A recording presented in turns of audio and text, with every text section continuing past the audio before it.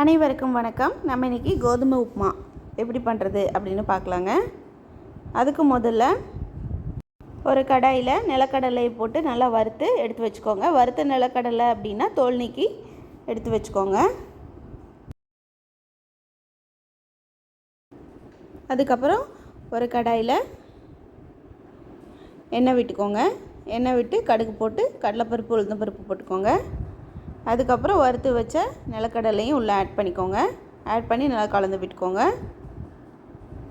அதுக்கப்புறம் ஒரு பெரிய வெங்காயம் அதை நீல வாக்கில் கட் பண்ணி அதை எடுத்துக்கோங்க.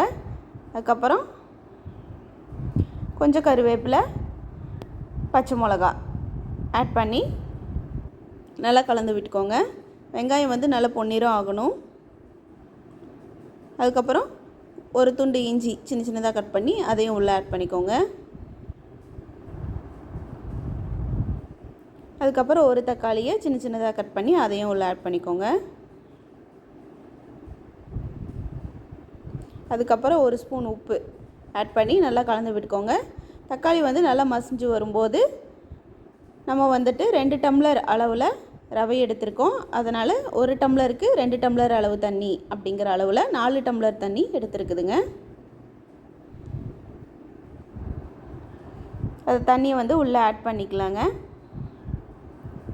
தண்ணி நல்லா கொதித்து வரும்போது எடுத்து வச்சுருக்கிற ரவையை உள்ளே ஆட் பண்ணிக்கலாங்க.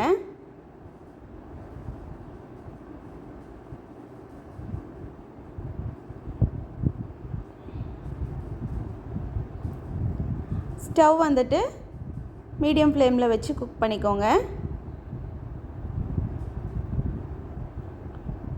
ஒரு 2-3 நிமிஷத்துலேயே தண்ணி ஃபுல்லாக ட்ரை ஆகி நல்லா வெந்து வந்துடுங்க.